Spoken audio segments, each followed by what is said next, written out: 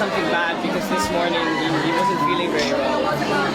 And he kind of came into my room and said, you know, like, Sandro, you picked the restaurant and now I'm sick.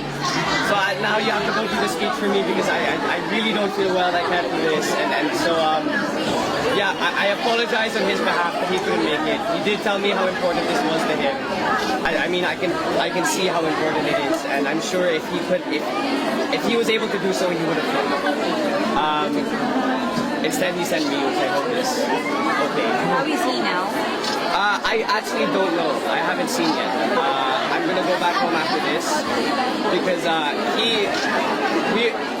this event started late and we were in such a hurry that he came into my room, said, "I'm sorry, you have to do this speech for me," and then I kind of just left. So I'm gonna go check on him now. Actually, once I get home. Was he rushed to the hospital? No, nothing like that. It's nothing serious. He just fell.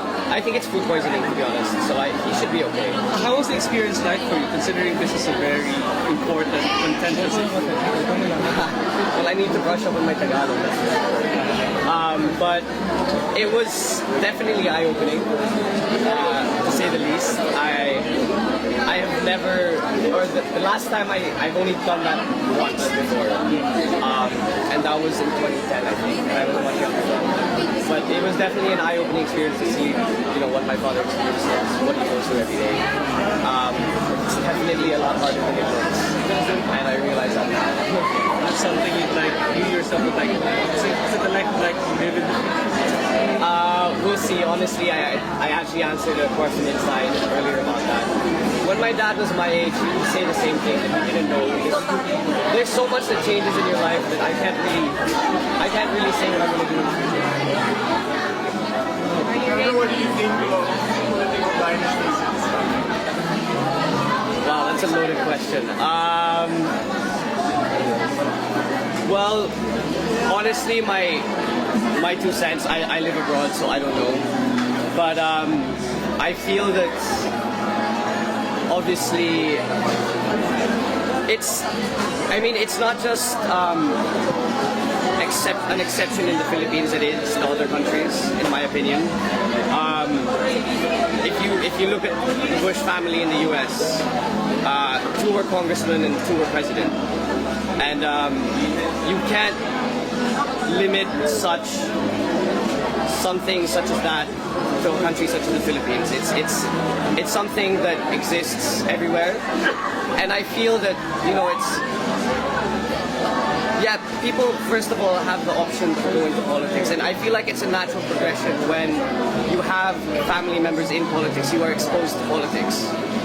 So as a natural precursor to that, you end up in politics. I mean, I've been exposed, my father was exposed to politics since he was that tall, and I've been, since my dad was governor, I've always, you know, come with him to all his speeches, and I definitely feel that has sort of a deciding factor as to what one does in the future as a profession.